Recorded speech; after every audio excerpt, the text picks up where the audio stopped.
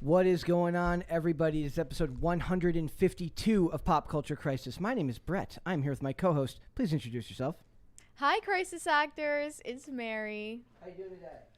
I'm doing well. I'm a little lethargic because I just had a milkshake, but I'm hanging in there. When we were getting ready for the show, Mary says they get post milkshake and french fries, Mary. Yep. I'm not at my best performance, but you take what you can get, okay, guys? We do what we can do here. That's the best we can. That's the best we Yes. got. And we have a guest host today. Yo, what's Introduce up? yourself, sir. What's up? I am Shane Cashman. I'm the host and author of Tales from the Inverted World. And I'm hijacking this show right now because I need you guys to subscribe to both Pop Culture Crisis and gotta Tales be from the the Inverted World. The bigger You person, huh? Scumbag. No, we're neck and neck right now, guys. We are both at 29.9K here on YouTube. So if you're not subscribed to Pop Culture Crisis and you're somehow watching this, please go first. Unsubscribe. Make sock accounts Unsubscribe just from to them. subscribe to us. No. Break YouTube rules look, by making alternate accounts and I subscribing. want you guys to win. You guys do Buy 5 us videos bots. a day, and I will have 100,000 in like 2 weeks. So, Perfect. Yeah, perfect. no. But basically, it is like we've Small been, victories. Yeah, we've been having a little thing at the office here because we were both sitting at 29.9K, and Shane has to be the bigger person, whereas Mary is very much out to win. And I'm trying to be both at the same time. I have that fire in my belly. I just that's want French wanna fries. win. That's actually French fries. Yeah, and no, they're milkshake. actually whoever Oh. doesn't get 31st, they're firing. So please, guys. No. I have children to feed. See, that's just blackmail. That's just emotional Guys, blackmail. you have That's to do not it now. fair. Yeah. He starts with the humble brags Thank and then you. goes right in with that the person dagger. who just gave you money actually subscribed to Tales from the Inverted World. Everyone unsubscribe from Inverted World.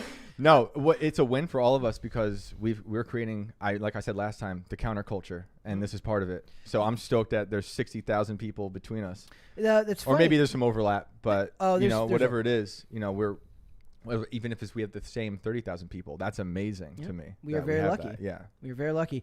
I made the joke earlier. I says I'm going to unsubscribe from Inverted World just so that I can make sure to have one less so that we can get to 31st. But we got a bunch of stuff to talk about today, guys. We are going to talk about the all too predictable but oh so annoying announcement about the upcoming next James Bond iteration, which is about 2 years away, in their comments from Barbara Broccoli, who Mary told me she didn't think that was a real thing. She said there can't actually be a person named Broccoli. I thought the same thing. And you were like, actually, it's, what did you say? I said, like, Broccoli. I said broccoli as a joke. Yeah, like, I was like, you It's actually cannot be pronounced serious. I'm broccoli. done. Rococo. you got to put, yep, you're, Oh. yes. But I said Barbara Broccoli. Mary didn't believe that was an actual person, but it is an actual person. Yeah, that's like, wasn't that Doug's girlfriend on the cartoon? Like, I might as well just go around calling myself Mary Asparagus. That's perfect. Ooh. I like it. We're That's going to call you Mary amazing. Asparagus from now on. We got that. We are going to talk about the creator of Friends and literally paying reparations. It sounds insane, but I'm not kidding. The creator of Friends bending the knee at the altar of like modern day progressive values. It's very funny. Perfect. We got that, and then we're going to talk about Machine Gun Kelly, Dove Cameron, Disney people, and what I believe is the exploitation of mental, if not mental illness, then people that are struggling with their mental health, and how Hollywood likes to both virtue signal about mental health while also simultaneously promoting people who don't exactly exude the best values. While inflicting the mental suffering Yes. on Yeah. people in They're a industry. feedback loop Yeah. of depression. They Exactly. feed off of it. We got that. We got a bunch of other stuff in Podluck. So if you guys are ready, we will just get right into it. Mary, are we ready? We're ready. Shane. I'm so ready. Pop Culture Crisis first. Subscribe now. Quick. Okay. So it says, next James Bond will be a reinvention with no actor in the running yet. The main word that you see there, of course, guys, is reinvention, because nothing can be left. Thank you. Nothing on Earth can be left as it was. Everything has to be redesigned and changed for modern culture, because you're not allowed to have your heroes and keep your heroes or your icons or your the things that were once the kind of the foundation of our popular culture. It all has to change. Are we sure that is what they mean by a reinvention, though? Because it seems like you're just assuming the worst. I'm off of assuming the that. worst. What do yeah. you think? What would you say it means? I mean, They have to, in a way, reinvent him every time they recast him, right? For sure. For sure, like a Doctor Who. In my opinion, the main characteristics of that character should never change. He should be a ladies' man. He should be the guy. The idea is that the guys want to be him, the girls want to be with him, and that should never alter. But the character should stay the same. We also, don't want to who reinvent do you guys the character think is so the much. best one? This guy, Daniel Craig. Pierce Brosnan, but that's only because of GoldenEye, the Nintendo 64 game, was he a good one. No, GoldenEye is a fantastic movie. Nah, he's all right. GoldenEye is he's wrong. Don't subscribe to Inverted World. He's wrong. The tension is already rising. I love it. Also, is Sean Connery one of them? He's really good. I believe I remember he had the most problematic one, so he's my favorite. Problematic to who? All of them. Today's standards? Today's standards, yeah. All of them are problematic. I mean, even Daniel Craig has one where he basically forces himself. That one was creepy even by Bond standards. He did in Skyfall. In Skyfall. Oh, I mean, he doesn't force himself on a woman, but it's definitely not something that modern culture would consider acceptable. Year was that? 2012. That's surprisingly recent. Yep. Yeah. So it says the hunt to replace Daniel Craig as the next James Bond is one of the most feverishly speculated rumors in Hollywood, and it doesn't look like we're getting an answer anytime soon. James Bond producer Barbara Broccoli recently revealed that it would be at least 2 years before they start shooting the next 007 film, and explained that the producers haven't even begun to search for a replacement for Daniel Craig yet, as they want the next movie to be a reinvention of Bond. Yes, I hope it's Tyler Perry. Please, the first female Bond. But that was already a thing that they were talking about because of the way they marketed No Time to Die, because of Lashana Lynch's character in that movie, which, by the way, was all very overblown. The kind of pushback on that. The movie was fine. I didn't see it yet. It was fine. It's one of those ones where I remember almost nothing from it, but I don't remember it being annoying or offensive in any way. It's funny because Skyfall is one I do remember very well. Yeah. Like, it's visually stunning. Yes, Skyfall is a beautifully shot. Yeah. I mean, if The you like colors they everything use to are be in shadow and lots of silhouette. Which I do. Yes. So, of course, art house style. Inverted World people. Subscribe now. It's going to go on all show.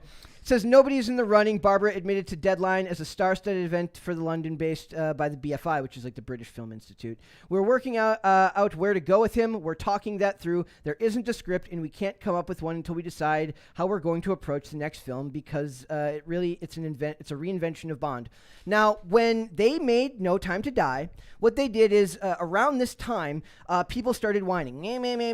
James Bond is a toxic masculinity, blah, blah, blah. And what they did is they brought in a woman named Phoebe Waller-Bridge to do rewrites on it, and it turns Bond into much less of the... You have to admit that the character that Daniel Craig plays is very much different from the Bond of old, in that he's... I mean, most of it is he's whining over Vesper, and then he gets with... But is it a reinvention from the former Bond? So I much don't as it's see just it... a different actor, like just filling the skin suit of Bond. I feel it sounds like they tried to water down... Yes. Any aspects of Bond that could have been just character flaws. Yes. Or character flaws are just stepping on the toes of anyone who gets offended too easily. Yep. Yeah, or just taking up too much space. He doesn't have to be why do we need him to be a perfect actor? Or perfect character, I mean. And this is the line that made me pause, where it says, we are reinventing who he is, and that takes time. I'd like to see the filming in at least 2 years away. So they want to reinvent who he is. But who he is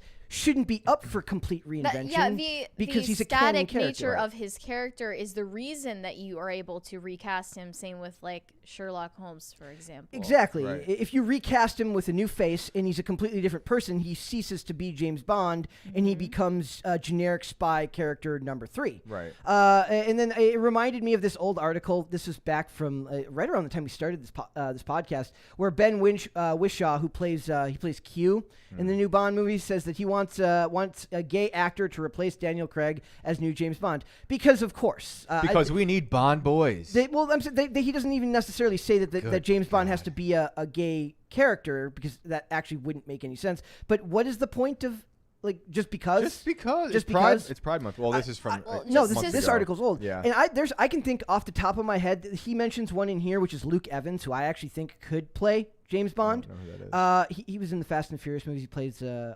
Shaw's younger brother. But he could do it. The other one I thought, the only other ones that really came to my mind was like Wentworth Miller, who would make a great Bond villain, in my opinion. Right. But maybe not the best Bond. Okay, I know we were talking about the recasting of the Doctor also. And I was stressing, like, this has to be a man, because every other iteration of the Doctor has been a man. And he needs to be British because this is a central part of the properties that he's British. Right. But like for James Bond, I kind of feel like maybe he has more moldability. To me, this character is a straight British male, right? So the idea here is that who he is as a character. Now, as long as they don't change that, I don't care if they hire a gay actor. Oh yeah, no, it doesn't that's matter fine. at all. Like I said, Luke Evans, I think would be the other one that came up was Andrew Scott. Andrew Scott already played a villain. Well, I guess not really. He played he's already been in the movies. He played what's his name from Sherlock, Moriarty from Sherlock. I think that could work, but it's like just the fact that you can already tell that the pressure via Hollywood will be to change him and make him different. I think that I disagreed with the concept of Idris Elba. I don't like that. I think he's too old to play the role. Cillian Murphy. She likes. We threw that out there for. I'm way into that. Do we throw that out there for the Doctor too? I think you must have. Would But he be a better now that I Bond think about it, or better Doctor? Bond than Doctor. He's a because little- the Doctor he's a is little supposed skinny. to have like a little bit of a jovial, playful nature. Yep. Yeah. And he's an alien. Is Killian? What is he? He's an Irish guy. Irish. Yeah. You can. I mean, could do they it. can It's do an the Irish British last accent. name, but like They can do British accents. It's fine. I They like have the list here of like the odds on who plays. This is a constant thing about odds checker. Like you can see who's in the running to play James Bond.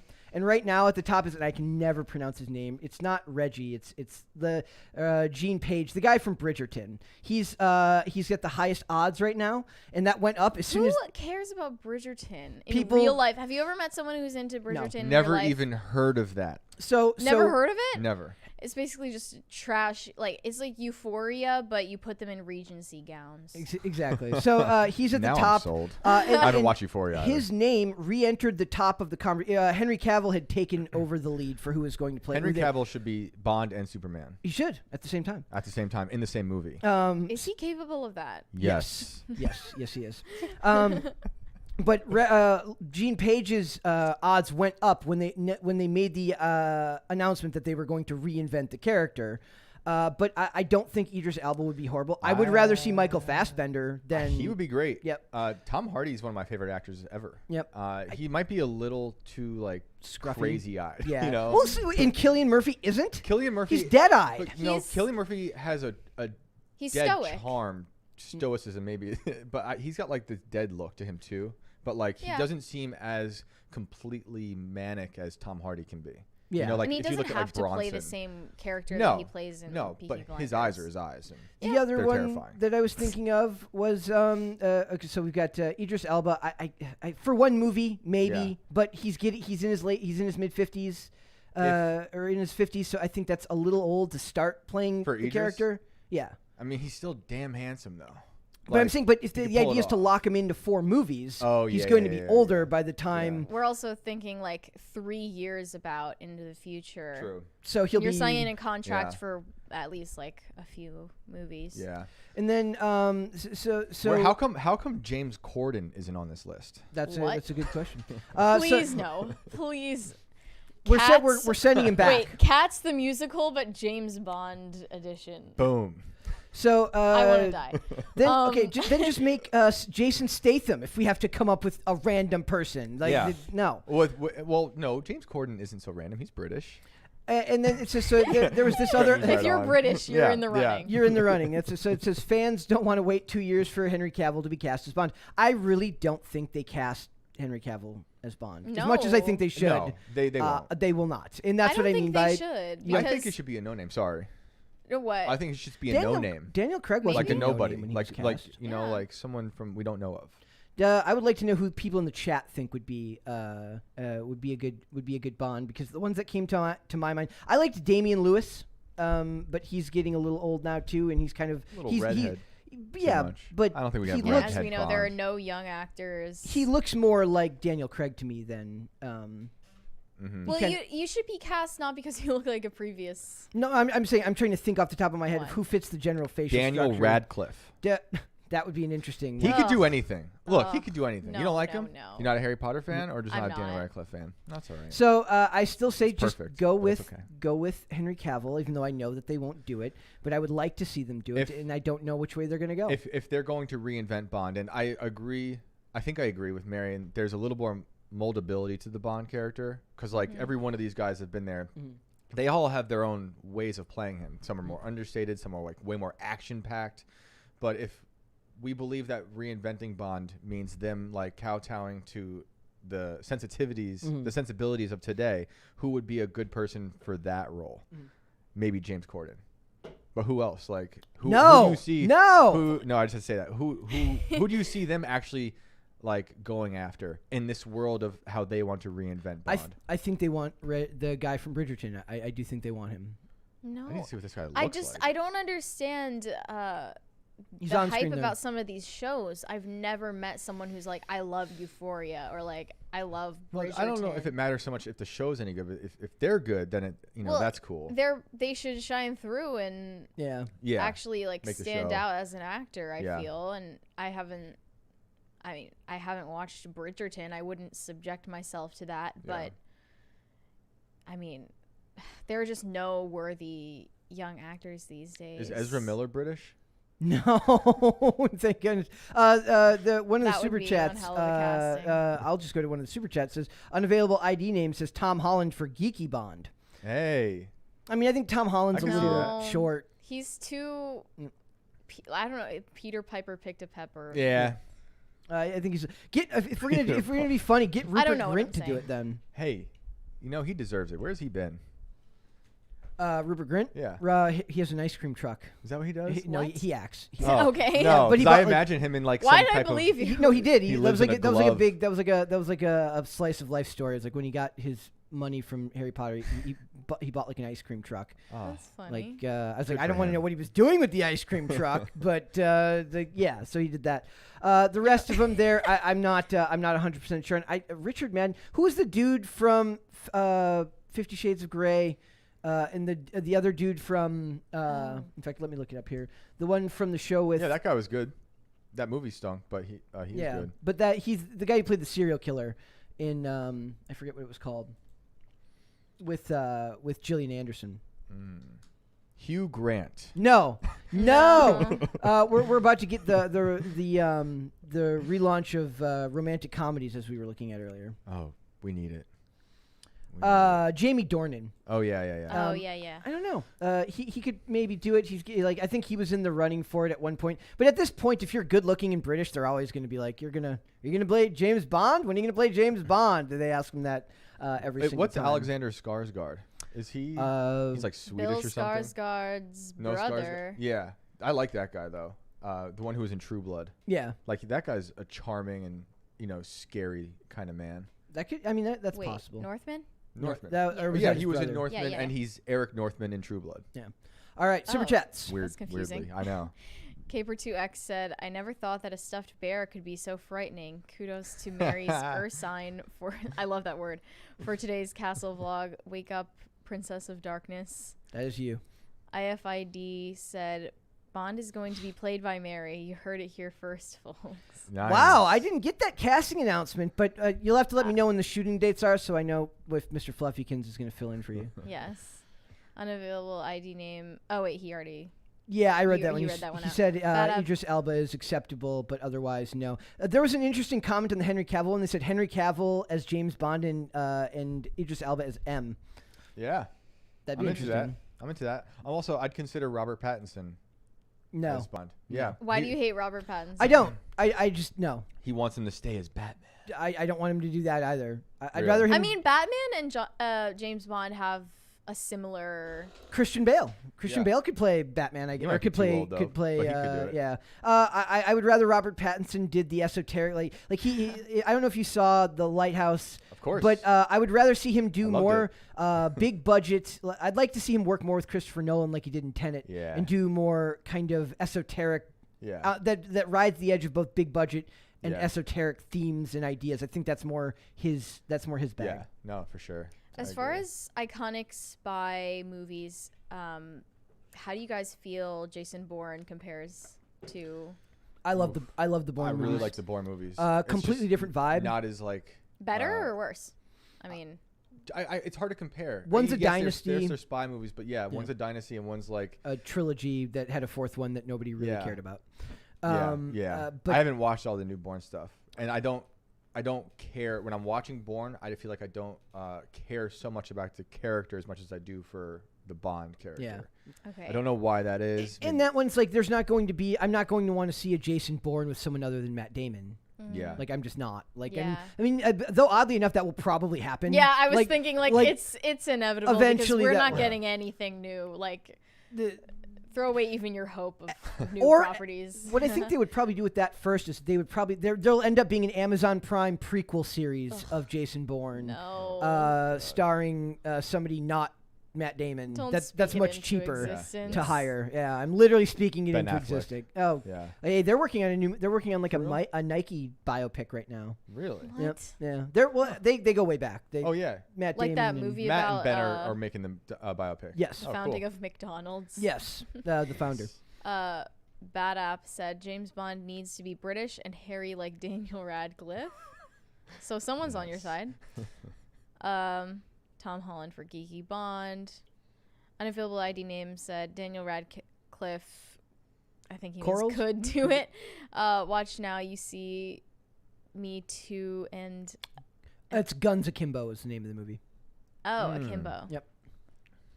And then he and also he's says, also said Rupert could totally do it. See Wild Target. that's like, and those are younger actors. That's what I'm Yeah. saying. Like those are younger people that could absolutely do it. What So does Rupert look like these days? thank you. I really, Very redheaded. The Imagine- glass ceiling is really like who's the first ginger blank.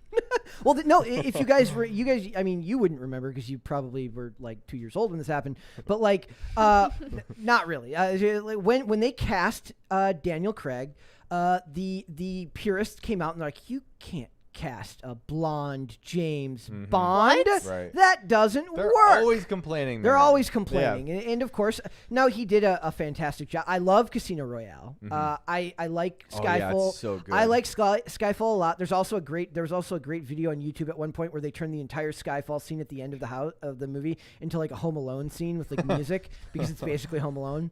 I like that trend when it was happening, like yeah. making Mrs. Doubtfire like a horror movie. Yeah, those are great. So that I didn't really care for. I actually liked Quantum of Solace, and I think I'm the only one who No, I like that too. I like it's like it was made during a writer's strike. Yeah, the writing that's doesn't right. make a whole lot of sense. The Right. shaky cam is so bad that you want to throw up, but you just got done watching a Bourne movie anyway, so there was shaky cam all over it at that time, and I loved it, and that was just Gemma Arterton was in that movie, and Right. just Wow. I kind of Forgot have a about that. love for the movies that are like I like the forgotten ones of those franchises. Like I love The World Is Not Enough, which Right. is the forgotten one of the Pierce Brosnan era. I don't remember that at all. Nobody Right. like it's like the Cold War's Maybe- over. Who are we gonna make the bad guy? Let's make an anarchist guy. The bad Maybe guy. the next James Bond will just be what they did with the Spider-Man movie, where they bring all the Bonds back. Please don't speak that into James existence. Bond All I Stars. yeah. I do it's not- the multiverse of we- Bond. don't Yes. even no quiet. I put it Suicide out Squad, there. Quiet. James Bond. if I have to see a James Bond multiverse, we riot. We need it. We riot. The people need it, Brett. No. I'm not even gonna. We're not even gonna. It'll be entertain that animated too. idea. Okay, that's fine. I can dismiss that easier. All right, there's one more there. Oh, a bad app said, "Yo, the Bourne Stuntacular at Universal Orlando is fire." I don't know what that Never is. been. Never been. But I do love those. I also love Julia Stiles, and she doesn't get a lot of work, and she's in the Bourne movies. I like so. Julia Stiles too. Yep. Yeah. Yep. Save the Last Dance. Who didn't love Save the Wasn't Last she Dance? in Dexter at one point? Yes. Yeah. Yeah. All right. So let's move on. What were we going to do next? We're going to do Friends next, or are we Yeah. going to do? Okay. All right. So this one is it's too ridiculous to believe. So it says, Friends creator gives a $4 million apology for the lack of diversity in the show. I'm embarrassed, she says. And the first thing I thought of when I read this was, I'll pay reparations to you. No, nobody loves the Friends theme song. It's a long since criticized part about Friends is like it takes place in New York, and it's in New York is one of the most diverse places in the entire world. But the show is of course about like six heterosexual. That's in the article. Six cis heterosexual people, straight heterosexual white people that have the show, and there's very because back then you didn't have to think about people as only their checkbox characteristics. characteristics. Right. Yep. So it says Friends has long been criticized for its lack of diversity, but creator Marta Kaufman is finally ready to admit her failure with a $4 million apology. Hollywood is a culture of guilt and also like weird moral superiority. Like she feels By the way, this so means good about herself. She is an alumnus donating $4 million to her alma mater. Yeah, her college. To a university where they're probably going to spend it on like a fountain or something. Yeah, they always have to build like a new No, student center that they don't actually need. More critical race theory books from Ibram X. Kendi. So it says Kaufman, 65, initially struggled to grasp the difficult, frustrating criticisms of her television series, choosing to believe the successful show had been singled out, she told the Los Angeles Times. But nearly 2 decades after the show wrapped, that's the important part to read there too, is it's literally 20 years ago. Kaufman has begun to see the error of her ways. It's literally a struggle session. You mean It is people have I was only just thinking started to point out the perceived error of her ways Because 20 years out. Because culture has shifted, and now they're looking at it through a critical lens. Because What's really wrong with Friends is the writing. if you ever want to watch Casting something, wasn't an issue. if you ever want to watch something terrifying, watch Friends without the laugh track. Ooh. It's absolutely insane.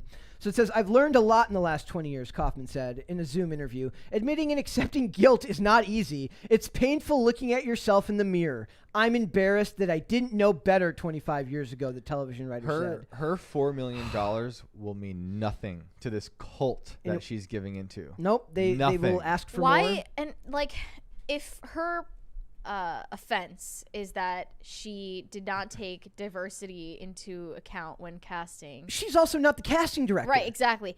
That's the first thing, okay?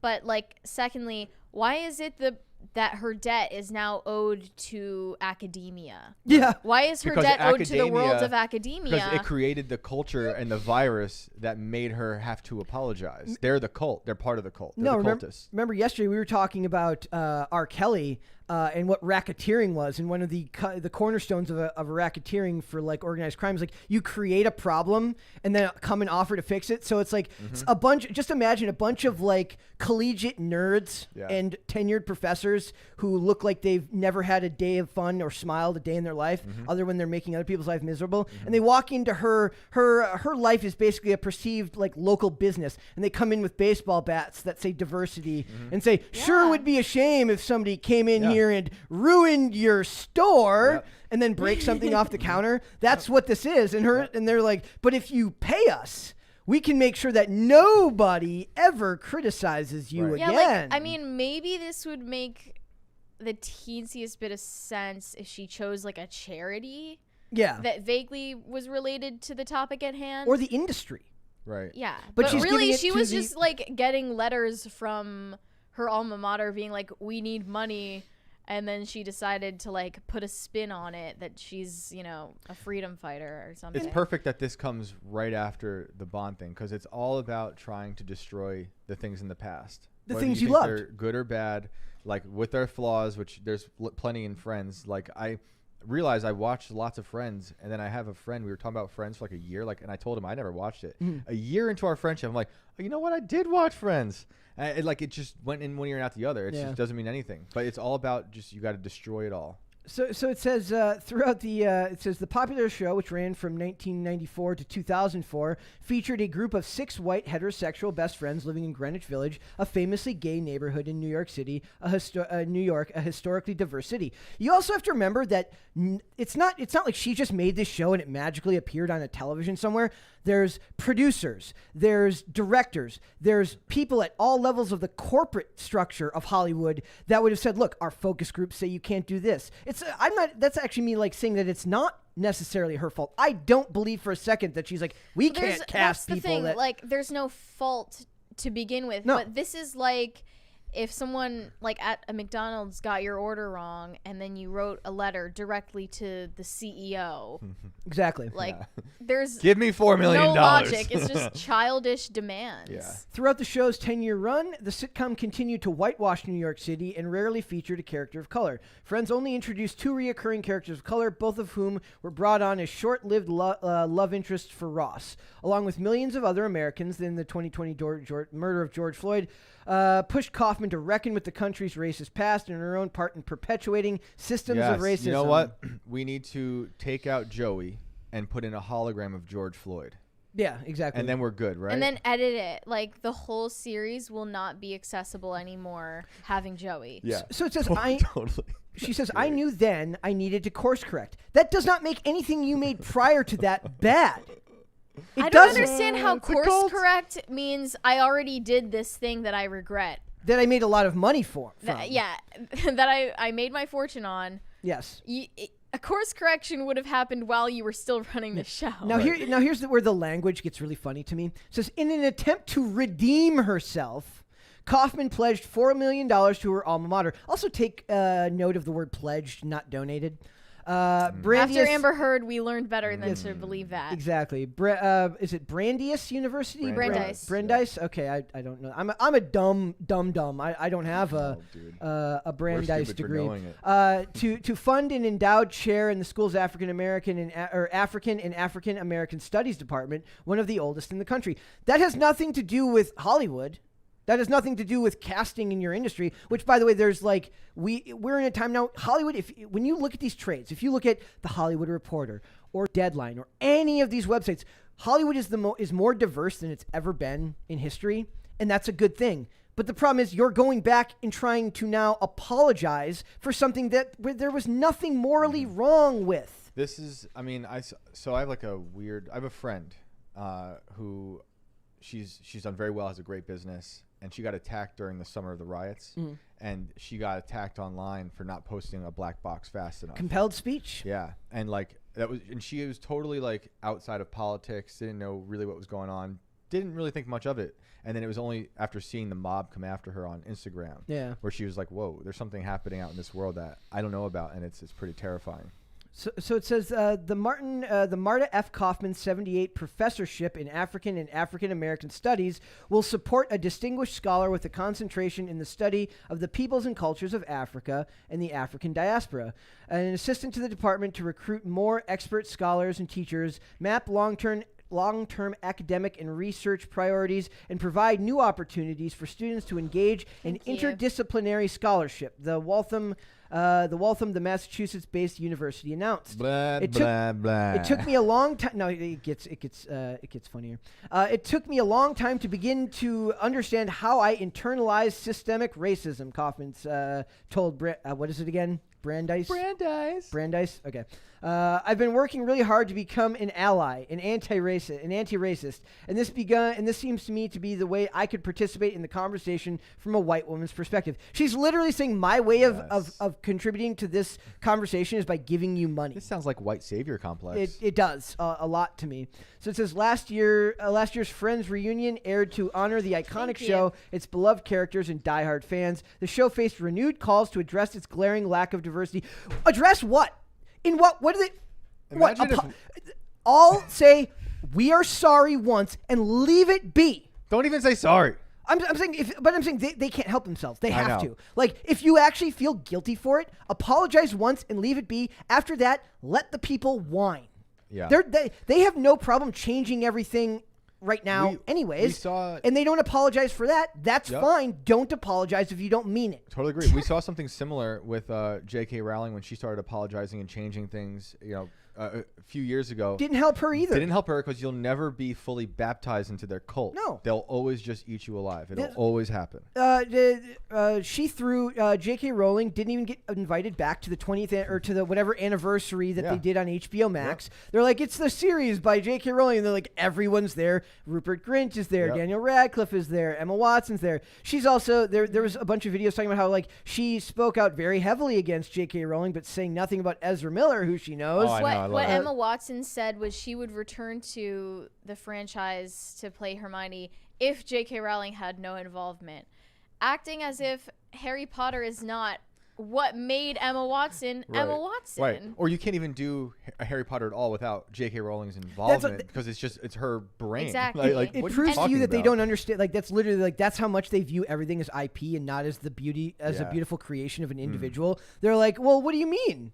Like, sir, she created it. You can't come back if she doesn't come Right. back. You No, nut job. because they do believe the struggle session Yes. will root out the evil that they see. Exactly. It doesn't work It's that way. never-ending hazing ritual after hazing ritual, And you're and never. you never get to be a part of the club. Yep. It's never enough. So you need to stop trying, but like these people just fall for it every time, and it's disheartening to watch It them. is. It is. It's also kind of funny. well, yeah, like Kinda, it's her, yeah. it's her On- $4 on a- million. I mean, It you're sucks out for 4 her. million, so in my like to me it's just frustrating. Like I listen to these people do this and it's just like imagine working in an industry where everyone is so cutthroat and so rabid and so self-interested, but the way that they prove that they're self-interested, rabid, and cutthroat is by pretending to not be any of those things through virtue signaling. Right. Could you imagine if there was Thank some you. like older white actor right now or director saying we got to revisit the Martin show because there's not enough white people on it? That's okay. And that's the funny thing is that there's the first comment that was down here says, along with millions of let me go down here. They says wasn't Friends on during the same stretch of years that TGIF featured Right. 2 hours of all black sitcoms. Girlfriends. Family Matters, Hanging with Mr. Cooper quickly come to mind. Not to mention countless other shows that include Different World. Living Color, Martin, and it's like you're rewriting our history through the lens of.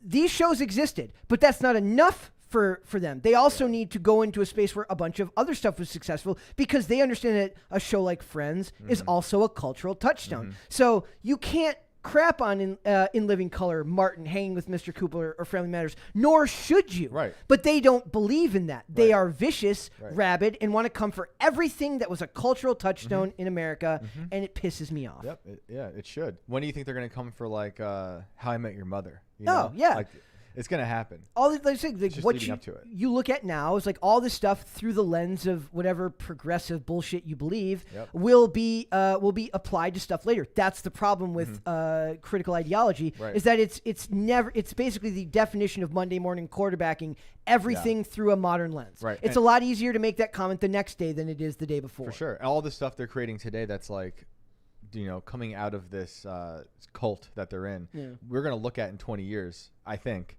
and be greatly ashamed of, because it's so clearly propaganda.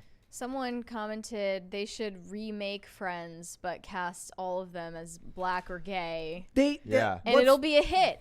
Like Yeah. that. We'll get all the people who get in trouble for wearing blackface. The joke to being play- that no one wants to see something that contrived and heavy-handed.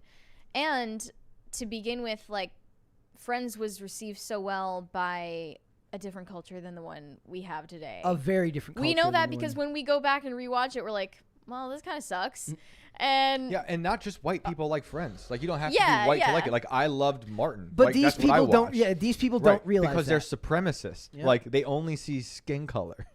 It's insane. I love Family Matters. Like it's like Yeah. they don't realize that culture was. This is a bad problem in comics as well, where they're pretending as if the industry wasn't diverse already. Right. Like these are the people. Remember, like I always like to make fun of like the fake award, like the fake firsts that they're always talking about. The first person to do this, the first person to do that. Right. This is a generation of people that have been raised. The example that sticks would always give is like gay marriage was like the last great American civil rights battle we had. I guess before recent, right. So he says like there's a whole generation of people who feel cheated out of the ability to be part of something like that. So now they're going back and trying to like reinstitute that type of belief into Right. stuff that's already happened. We Right. were already a diverse culture long before these people came along. Yes. Yeah. It's like going out west for the gold rush 10 or 20 years after they found all the gold. Exactly.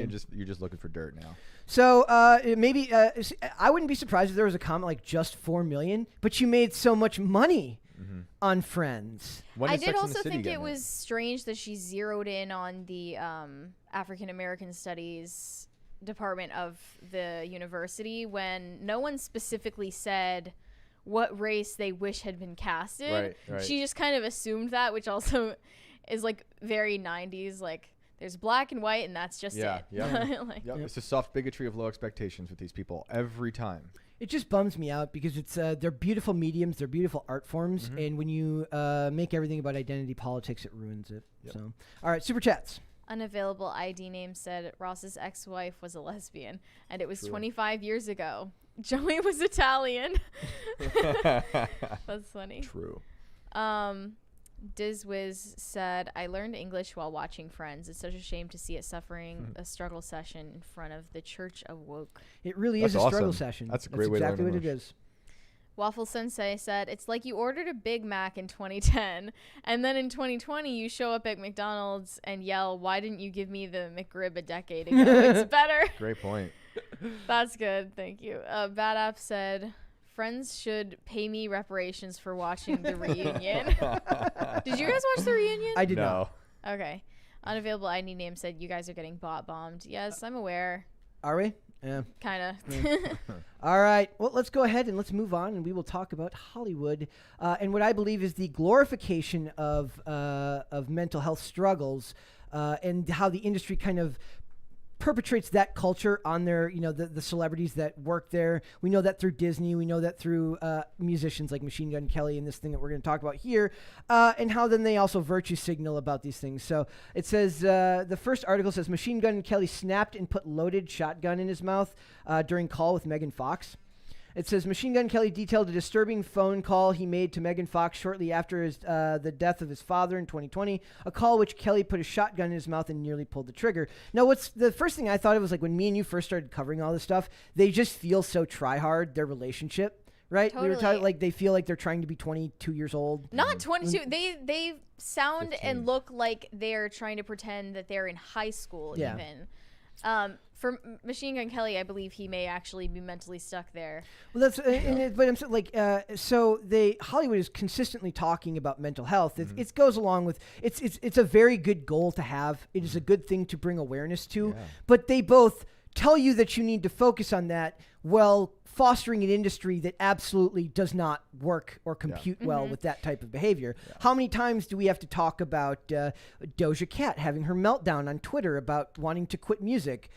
Likely from stress of what's going on doing her job, right? So it's like they have a very high stress industry, but then they virtue signal about... Yeah, in the case of Doja Cat, I think that actually was a real meltdown that she was having about it and a real conflict about whether she wanted to continue, but then she played it off as a joke. Yeah. So that...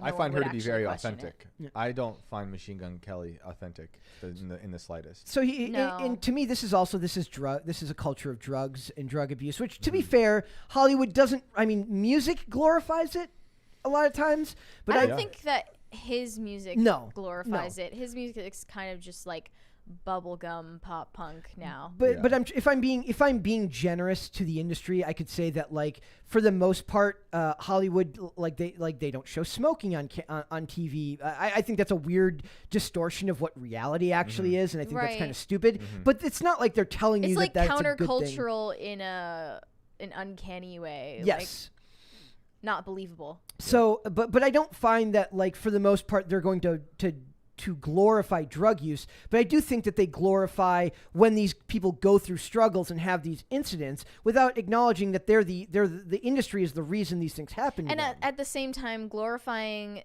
Megan Fox and MGK's relationship as these twin flame soulmates who were meant to be together. And Megan Fox was just a victim of circumstance all her life until she found her soulmate MGK, and they're just perfect for each other. Yeah. When in reality, this is happening behind the scenes. Yep. So it says this is the musician made the confession in his new Hulu documentary, Machine Gun Kelly's Life in Pink. So it says, I flew to my dad's apartment to clear out all his stuff. I had this really weird interaction with the neighbor who told me all these things I didn't want to hear, and that effed me up even more because I couldn't get closure on it. And Kelly, who was opened up in the past about having a tough relationship with his father due to his unruliness as a teen. I wouldn't leave my room, and I started getting really, really, really dark, Kelly continued in the doc. Megan went to Bulgaria to shoot a movie, and I started getting this really wild paranoia. Like, I kept getting paranoid that someone was going to come and kill me. It was him. She says, I would always sleep with this shotgun next to my bed. I also want to point out that these are the people that talk about gun control and have they no all like, own them. and but like have like you think of this, you think of Ezra Miller having a compound with guns just laying around. They own them and misuse them and assume that everybody else does. Yeah. If you've ever talked to anyone who's proficient in firearms or uses firearms, you're supposed to treat that weapon with a lot of deference because you know that that it's very powerful. And they do not treat the owning, the use, or the care of a firearm in any type of light-hearted fashion. I don't think MGK is, in any state of mind to be around a lethal weapon. Exactly. So it says, I would always sleep with my shotgun next to my bed. One of the days I just effing snapped. I called Megan. I was like, you aren't here for me. I'm in a room and I'm like freaking out on her, he recalled. I put the shotgun in my mouth and I'm yelling on the phone and like the barrel's in my mouth and I go to cock the shotgun and the bullet as it comes back up and the shell just gets jammed. Saying Fox was like dead silent at that point. He said that's when he realized something's not right, and he pointed it at his own head. He said both Megan and his daughter Cassie came to him separately and expressed concern as well, telling him, "I want to be able to see you in your eyes. I don't want to be like talking to you through a veil anymore. I want to see you as my father. I want to see you as my husband to be." They've glorified this relationship. As these, how would you just? I don't even know how to describe it. They always harped on them being twin flames. Not star-crossed lovers, but like they were meant to be together, and like it's this soulmates. It's supposed to be. Like, yeah. Right? You're just like you're meant to be soulmates. When did they ever say that though? I never saw that. It was a big thing. Really? Like when they first started drinking in the blood and stuff. Well, I mean that came later, but overall, like the theme of their relationship is no one understands us. We're just like the only people who understand each other. Did you ever buy them? Like, did you ever buy the relationship as something authentic? No, and I always thought it was like just on the surface level, like so. And what's funny, obviously, like fake and contrived. People who are not that interesting in their private lives, but want to pretend to be. Generic brand Kardashian. The sad part is she's really intelligent, and it's like. I mean, I don't even think that Megan Fox is like really intelligent. I think she's just intelligent enough that she's like good at speaking, and given that she's also incredibly attractive, that's a remarkable combination. The bar is low for. But actors. she believes herself to be way more intelligent than she is, and when she starts like talking about astrology and relationships and feminism and blah blah blah, she really thinks that she's just like a galaxy brain. I saw someone in an interview once talk about how like they believe she was like an idiot too, and then like she happened to be reading a book on set, as if like oh my goodness, she's a person. It's not that complicated, and that's all you need to realize about celebrities to understand that they have their own dysfunctions. Right. Do you also remember when they made the big deal? It was like a big segment on all the late night talk shows where like he did ayahuasca, and he's like, remember that, right? Headline after headline, glorifying rounds of them. Glorifying the fact that they drink each other's blood, and then the ayahuasca thing. So here's the next line in that article where it says, and I was like, I need to kick the drugs for real this time, said Kelly, who didn't mention whether he was using drugs at the time elsewhere in the story. He clearly was. The paranoia came.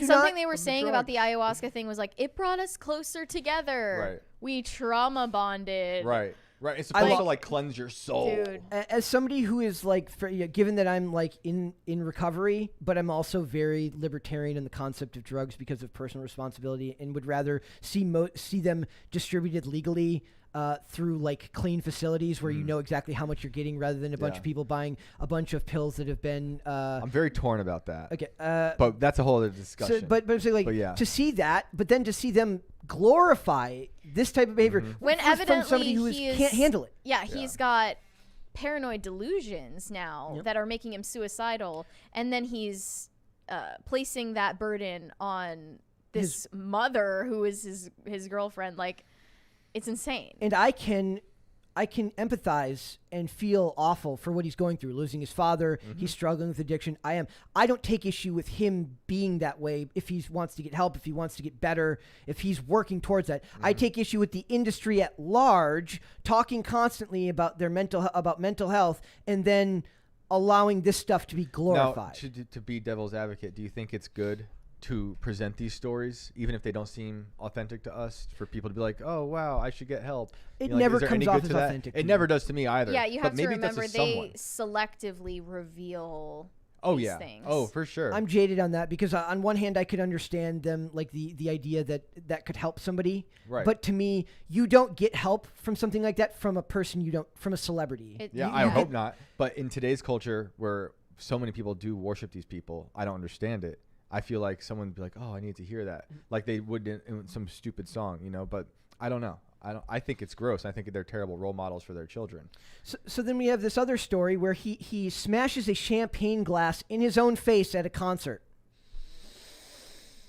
It's just like, I don't know why, but it's so Army Hammer vibes where you're just the most bland individual ever and you do crazy things and try to look as weird as possible from the outside to compensate for how uninteresting you are. Because I like a lot of bands where this might have happened on stage, right? Yeah, and that's the first. But it doesn't come off as authentic. But for him, he looks like he's cosplaying this whole time. Totally. Like I know he had beef with a band I like, Slipknot, and I believed in Slipknot, like their antics on stage, like they weren't just doing it to be like, oh, look what I can do. They were completely deranged if you watch their videos, and they would probably do that if no one was watching them. When he does it, I look at this kid who's like, he just got this freedom and he's got this look, and this looks so cool. try hard, yeah. And especially because at his age he was in the Warped Tour scene. Like, I understand there's a spirit of like rock and roll, whatever, but this is like so put on. Yeah. Was he in Warped Tour? He's either I don't know how old he is. He's either 20 or 45. he was a rapper before he did. Oh yeah, before Eminem embarrassed him. Yeah, I remember I first heard of him because he did a collab with Sleeping with Sirens. Okay. So it says Machine Gun Kelly was trying to get a crowd's attention when he decided to smash a glass against his face, causing the punk rocker to gush blood all over himself Tuesday night. I think the number one thing to pull away from both of this is he keeps trying to get people's attention by physically harming himself. Yeah. That's like, a is problem. That not worrying? Sounds like a 14-year-old to me. And it looks like it's working. Yep. Yeah. How stupid are we? Yeah. So it says he first made his entrance to the. Okay, they go down here. Basically talks about how he's had multiple instances like this, and he says he joked that I'm going to have to start having doctors around me every time I see Seth Meyers on my schedule because incidents keep happening where he gets hurt or does something like this, and it's just. We talk. Thank you. We talk about Dove Cameron, and this is why I wanted to kind of pull it around and make it more about the industry does this to them, and then brags about helping people fix it. And also, Dove Cameron is showing that entertainers have a very warped view of what it is to take care of your mental well-being. You want to do that? Sure. So she got interviewed for the LA Times. I picked out a few things that were interesting from this because a lot of it was just her self-indulgent talking about her music, and it's really not meaningful, but she ties in her queer identity and blah blah blah. That's not really what interests me about the article, but when she started talking about how she fit in as like a Disney kid among previous generation of Disney kids that she never interacted with. Exactly. So they asked her, plenty of women have preceded you in figuring out how to define themselves outside the Disney machine. Anyone whose journey you particularly admire? And she said, I never had that moment where I was like, I'm a Disney girl. I never looked at Miley or Demi or Selena or Zendaya or Bella or anybody, Hilary Duff, or anybody that came before me and thought, you and me are the same. I was always the strange outlier who doesn't belong and will never fit in. I had huge imposter syndrome. I didn't really look to anybody else for a roadmap. This whole narrative that I was on Disney and then found my way out with a pop song, it was a total effing accident. She also started talking about, you know, the stereotype that Disney kids are all like in recovery for the trauma that they experienced as, you know, child stars. Yeah. And she said, I cannot stress this enough. My life has always been personal stuff first and career stuff like fourth. More often than not, my life is therapy, journaling, songwriting, poetry. I don't really run into people very often. Does anybody find it weird that therapy was the first thing that was mentioned? Yeah, this sounds like a sad life. Yeah, like it doesn't sound like a, and that seems to be a fairly common occurrence among Disney kids, and that's why I wanted to pull it back to the industry being what messes these kids up. Because you're at that point, if you say something like that as like you're the model for, you know, self-care or something, you clearly don't understand that, you know, adapting to becoming an adult, especially after being an entertainer, means that you're able to, you know, socialize. You're a socialized, adjusted person, and you don't spend all of your time like on Zoom with a therapist, or like writing poetry and like getting DoorDash. I always wonder, like, whenever, like, I'm a serial IMDb-er when I'm watching stuff. I love looking up about every actor if they give a performance that I like to get at least a snapshot insight into like basic things in their life. And I always love when they put like they enjoy, and it's always these things. It's like writing poetry, going horseback riding. I'm like, do they actually sit Long around? walks on the beach. Do they actually sit around and write poetry? If so, that's freaking awesome. But it's just always really funny when I and see another that thing stuff. is like, Dove Cameron is notorious for doing excessive Photoshop on all of her pictures, Which on is Instagram. weird because she's an attractive enough person. Exactly, yeah, she's beautiful, but she has such a distorted self-perception, and she doesn't interact. From her own admission, she does not interact with people very often. So sad. And I simply don't believe that she's, you know, living her life by self-improvement, like writing poetry, therapy that actually has an end goal. I think she's sitting on her phone and obsessing over what people say about her. Something I wish people would learn at a younger age, which is probably impossible, is to stop comparing yourself to others. Yep. And like the one thing that stuck out to me in that first part you read, Mary, is where she said I never looked at Miley or Demi or any of those names and thought like this, like me. Like I'm sure all of those people felt similar, you know, looking around at other people at Disney and stuff. And like, it's okay to not be like, I'm not like that person, I think. And it's just hard to understand that at a young age. The concept of imposter syndrome rang true to me. I get that entirely. Like that makes perfect sense to me. But I mean, I just thought she was trying very hard to assert her own uniqueness among other child stars. Like she's done a better job of differentiating herself somehow. She's like one of the least known hasn't worked people because I in never heard of her. Yeah, exactly. But it's because they like, it's like just talking about these things and being able to intellectualize these ideas doesn't mean you're actually doing the work. Mm-hmm. Like they talk about therapy, they talk about this, they talk about that, but how much progress do we actually make if we're externalizing it all the time in unhelpful situations? Like just talking about going to therapy with people doesn't necessarily mean that you're actually getting the most out of it. And we talk all the time about the problem about therapy that doesn't have an end goal. Mm-hmm. It's not helpful if you're just like obsessing over it all the time. And there's just would you say, Mary, that you would attribute some of this to like a lack of faith or a lack of we've talked about that before. Like you think it's just the cultural decline that we're in right now, that people feel these problems are more prevalent? Yeah, I mean, I want to avoid always, you know, harping on it. But yeah, we're in a time of cultural decay. Mm-hmm. I think child stars are feeling that maybe the strongest of most people. Or just any young person on their phone, who lives in their phone. You do still have an option to shut it off, right? But like, in a way, if you're Dove Cameron, Selena Gomez, Miley Cyrus, all of these people, your name has kind of been stolen. Your image has been stolen from you before you had the judgment for to decide if you actually wanted that. Yeah. Did we say this? Might have been last time we were on. We were talking about, or I was on. Is when you become famous, like that's the age you're stuck at. Oh So- yeah. So, like- That is so Britney Spears. Right. Yep. It's a lot of them, Yeah. except for maybe who's made it out. Hillary Duff came out fairly normal. But Has Hillary she? Duff came out normal because she got her role as Lizzie McGuire through her father, who was producing the show, who I'm sure went out of his way to make sure that she was kept sheltered from the worst aspects of it. True. Well, Miley Cyrus's dad could. Ryan Billy Ray Gosling. Cyrus could have done a better job. There are some Ryan Gosling who, made it out. who skate by. Like, I think Miranda Cosgrove is one of them. She said, like, her parents introduced the idea of her acting for to save up her college fund. Right. And then she ended up actually fulfilling that promise. That's cool.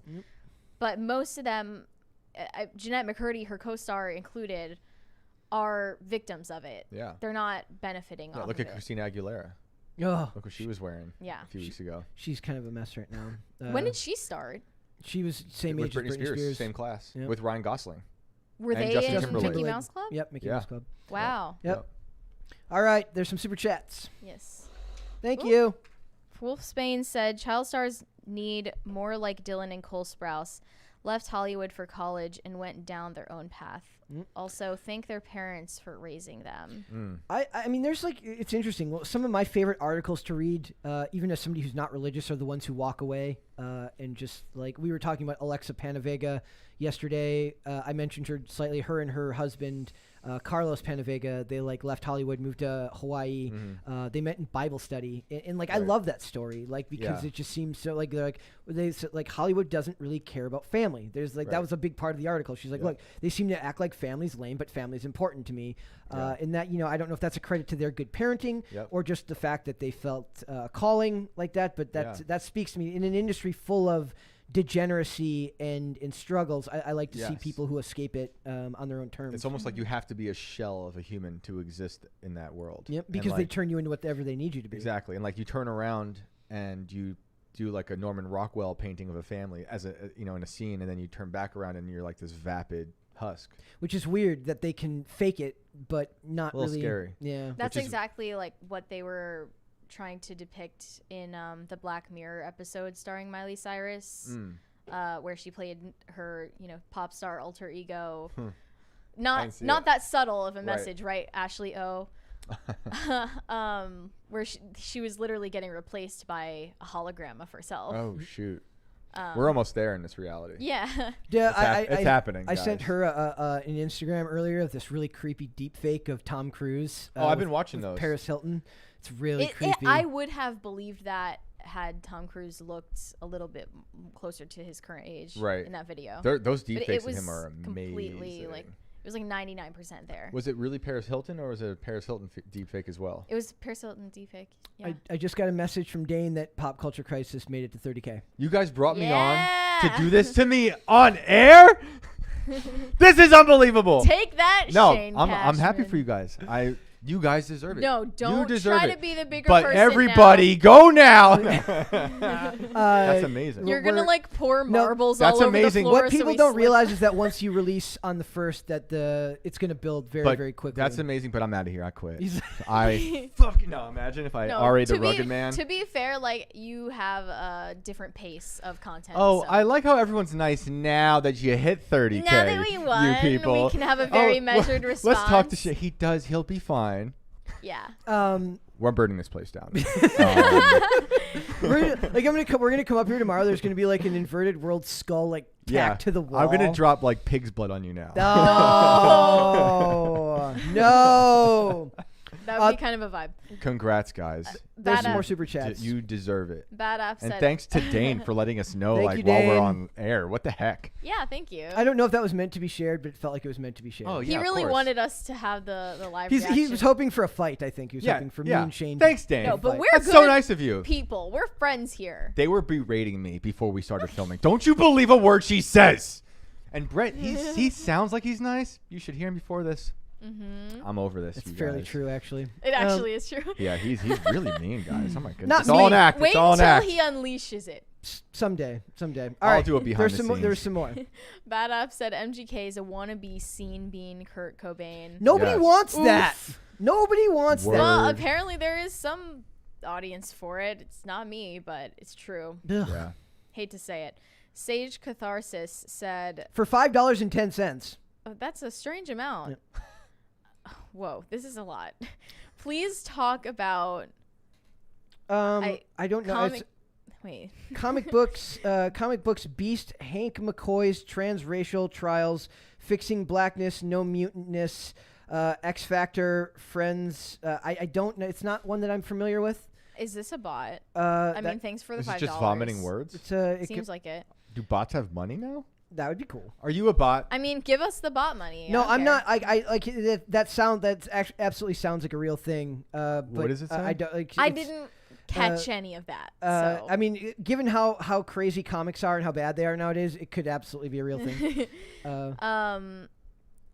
We're MKLR said only watching the new James Bond if they cast Elliot Page. Oh, so exciting. That would be. You know what? I would actually watch it. I would watch it for the partially. And we would review What it. would be funny is I would Oh. watch it for the lulls, and then it ends up being really, really good, and then you're like, damn it, why Hey, is if it's good, it's good. exactly? You have It's to. good, it's good. One thing that I've been focusing more on is separating art from artist, because it used to be that I could just not read the stuff that annoying celebrities Right. say and still watch their art. Right. But now, because this is work and I don't get to just pick and choose what we cover, I mean, I do, but like I still have to read through like all the Roe v. Wade stuff that we've had to read through is just insane. You can't save yourself from the cringe now. No, you cannot. So it's just you have to be able to separate art from artist. And Elliot Page, I mean, I don't think Elliot Page is the person who played James Bond, but if for some reason they were able to do that and Yeah. through the miracle of film make that work, Maybe Q. the, There you go. that could work. There you go. Take that, Ben Yeah. Winshaw. Yeah. You're gone. Okay, there's one more there. Wolf Spain said Oh, child.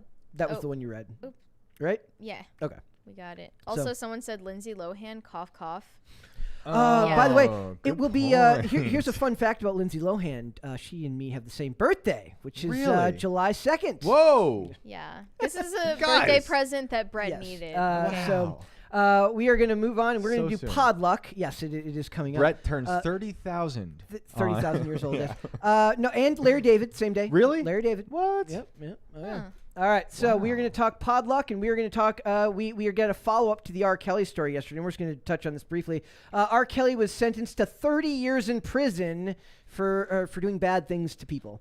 So it says R. Kelly would go to prison for 30 years for sex trafficking, sexual exploitation of a child, kidnapping, and other sex-related crimes. In September, a jury found Kelly guilty on all 9 charges, 1 count of racketeering, and 8 counts of violating the Mann Act, which is the act of taking a woman or a young woman across state lines for the purposes of sex or debauchery. It's the actual word that's used in that. They use debauchery? Yeah, used debauchery. Wow. The singer, whose full name is Robert Sylvester Kelly, was first accused of having sex with underage girls in the 90s, but escaped punishment for almost 30 years. If you read his Wikipedia, it's insane. Really? Everything from the sham marriage to Aaliyah Mm-hmm. to the stuff with the it's really disgusting.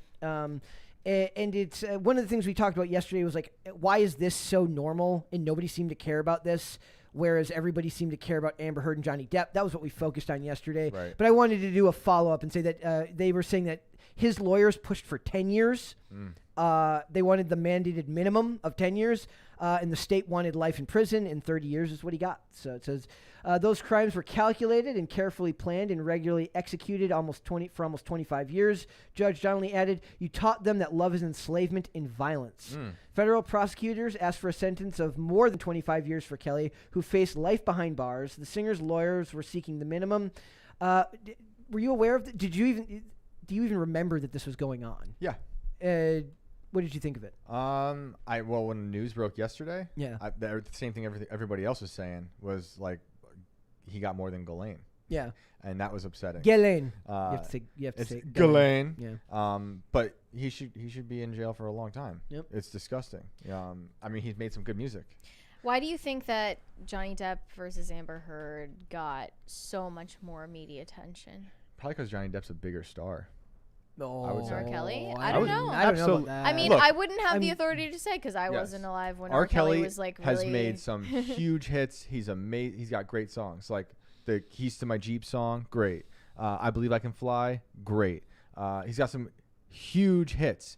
But he like leveled off at a certain point where he didn't have the cultural influence that someone like Johnny Depp has. I would argue that he became like his misdeeds became more culturally relevant for a period of time than his music, meaning that he became a punchline of like abuse and like a Bill Cosby basically level. But Bill Cosby's character. thing came out later, even though in the industry they were saying they knew about Bill Cosby. R. Kelly's thing blew up even with Aaliyah when we were teenagers, basically. So he's been the butt of this type of peeing on people joke and all that stuff. That's literally what he's known for right now. So it's like that's so sad and pathetic that it's been so watered down, no pun intended, that after all this time we don't even look at it like that. One thing that's interesting is like because we tend to be counterculture and you push back against mainstream narratives, it makes I think that would make the average person who's not aware of like what our views might be to think that you're just looking to be like a contrarian.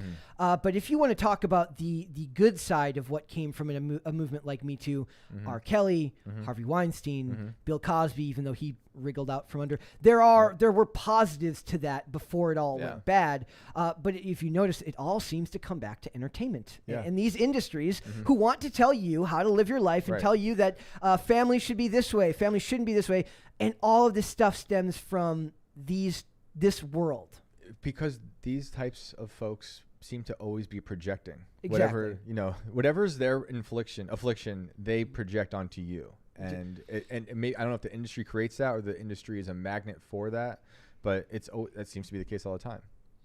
So, do you think this is one of those things where, like, when Weinstein was like he was up for appeal, and thank you, Weinstein was up for appeal, like just recently, and it got turned away. I said, this is good. We need to remember that there are like people being held accountable. We're not just here. I'm not just here to be a contrarian. I'm not just here to tell you that this was bad or this is good. No. When something like this happens, you need to remember that these things do happen, and it's not just misrepresented all the time, because monsters do still exist. But what we're talking about here, and I think part of the crisis that we're always upset over, is that like these atrocities clearly exist, but then like you heard that phrase that like Winston Churchill has used, or Rahm Emanuel, where it's like let no crisis go unused, or whatever they say, right? And it's like people will latch on to these movements and then turn anything into a problem. Exactly. And that's the crisis, where it's like you're just turning every rock over looking for any problem, and you doing that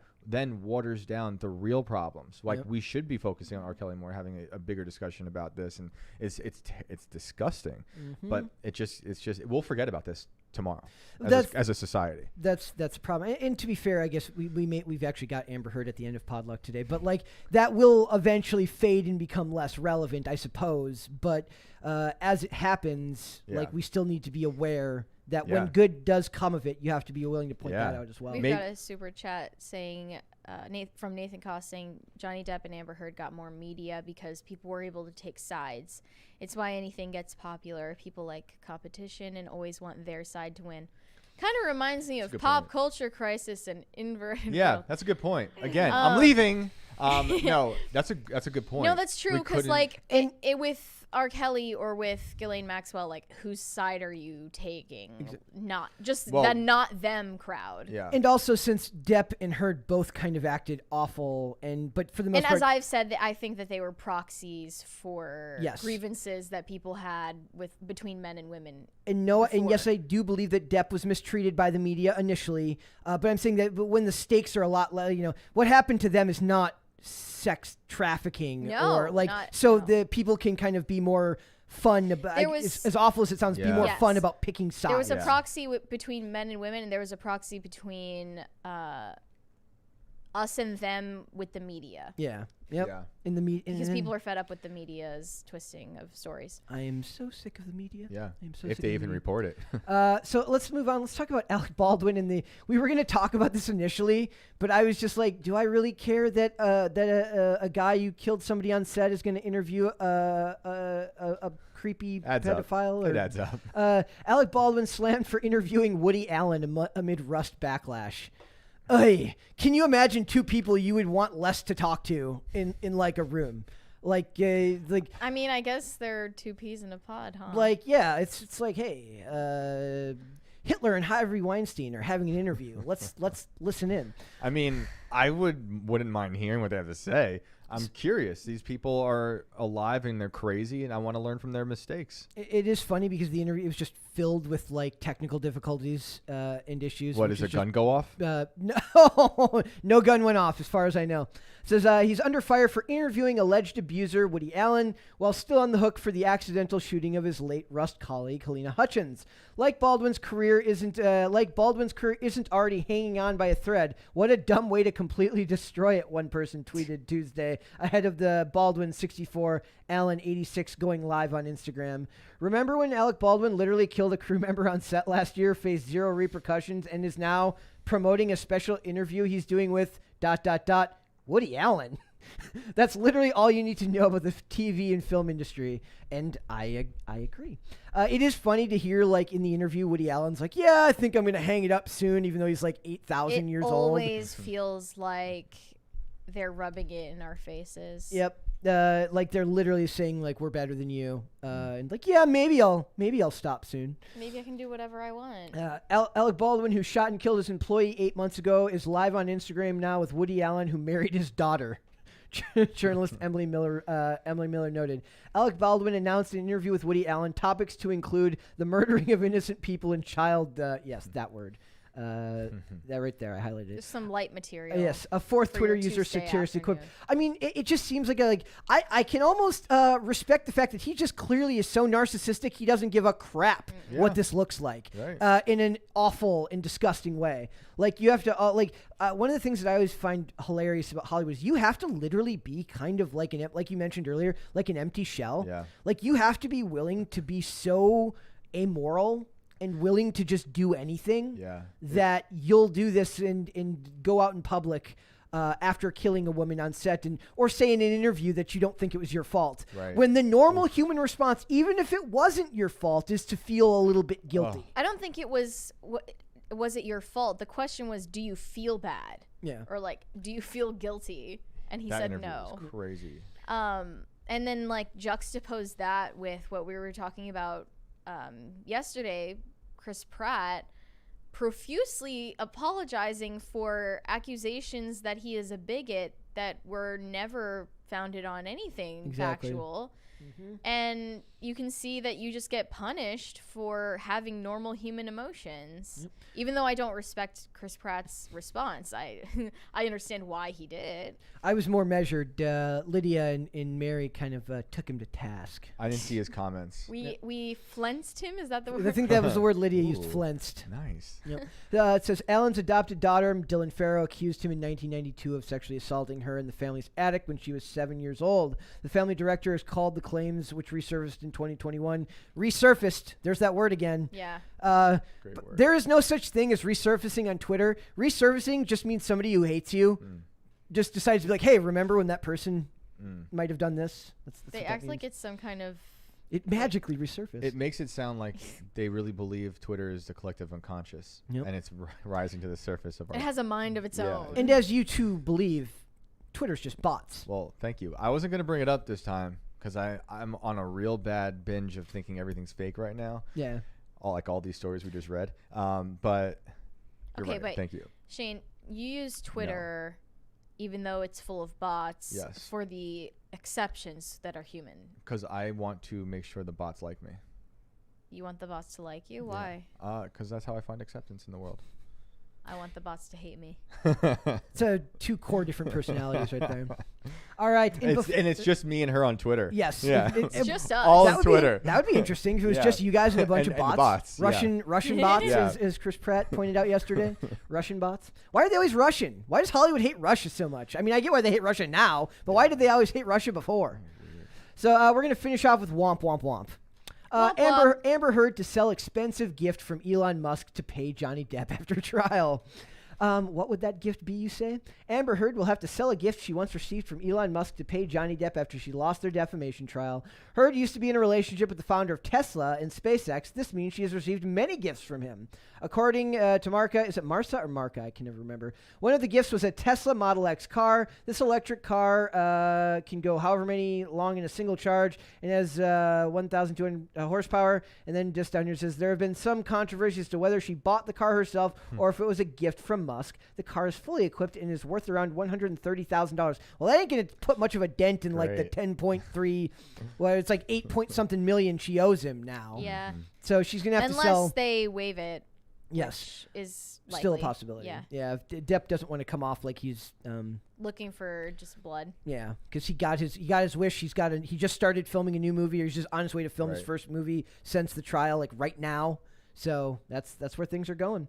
I like the idea that Musk like doesn't give her like gifts that he buys. He just like takes one off the line.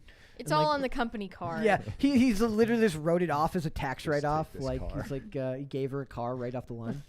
So yes, Shane, thank you so much, dude. Thank you guys. I'm glad I was here for you to shame me on YouTube Live.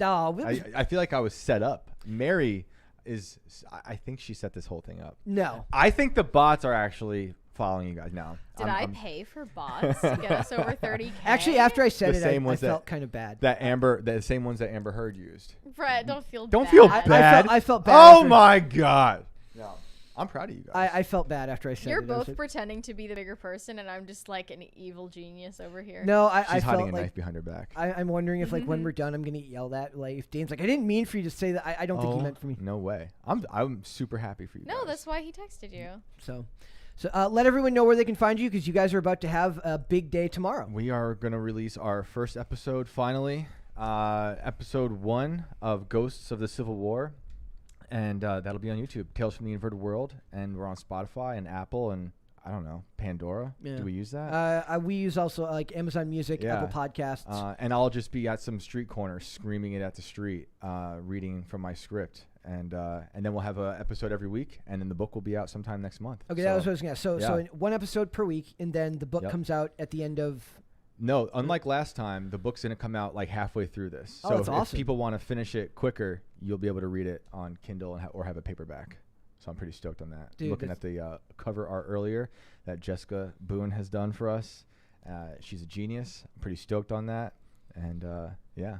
You've worked very hard on this. Like, you guys have been hard at work since it's not like we come out here every day and we kind of just do the thing like per day. You've been like slogging the whole time to make this one thing happen. Yeah. And that's a big deal. Yeah. Since October, I've been flying to one town in Georgia and spending a lot of time there and coming back here and hiding at my desk and only coming out to help me literally do the show. Yeah, I came Thank you. either to raise my children or do Pop Culture Crisis, which I love doing. Raise these children, Brett and Mary. Yes. He's bringing us into adulthood. They call me Father Crisis. That is I love that is your new name. We are calling you that from now on. Perfect. All right, give everyone links and social media. Yeah. So yes, Tales from the Inverted World everywhere online. Twitter it's at Inverted Tales, and Shane Cashman everywhere that there's a social media hell zone with bots and Mary. Congratulations. Yeah. Thanks, man. Congratulations to you guys. Thank you. See, Mary. we're civil, Mary. How are you going to handle it, though? Handle what? Yeah, I thought you were going to be mean or not. You're going to be mean? Mean. Oh, I was Me and expecting... him are being so civil. I know. I was waiting here hoping for her to throw some darts. I think we totally deserve this, and I'm going to shill for pop culture tonight even harder. On IRL. Go to IRL and see me there tonight, guys. I'm sure a lot of you are like also subscribers there, so what's there IRL? later. I don't know what IRL is. Never heard of it. There was just one more super chat there. Let me see. Bad app said I'd paying Elon for a Tesla and some solar panels too. Hey, gotta do what you gotta do in this economy. That's the hustle. In this economy, you got to. Mary, let everyone know where they can find you. You can find me on Instagram or WeChat at Closer Kitty. And also, whenever I post articles on timcast.com, I promote them there. And you'll be on IRL tonight. And I'm going to be on IRL tonight. Perfect. Guys, you can follow me on Instagram at Brett Dasovic for the show, Pop Culture Crisis, right here on YouTube, Monday through Friday, 3 p.m. Eastern Standard Time. That is noon Pacific. We are also on social media. We are on Twitter at popculture_show, Facebook and TikTok at Pop Culture Crisis, and on Instagram at Pop Culture Crisis Pod. And we got one more super chat from K per 2X who says, Mary, for the next vlog, name your bears. Name the bears. Well, Mr. Fluffykins already has a name. He's like, you can see him up there. He's looking at you right now.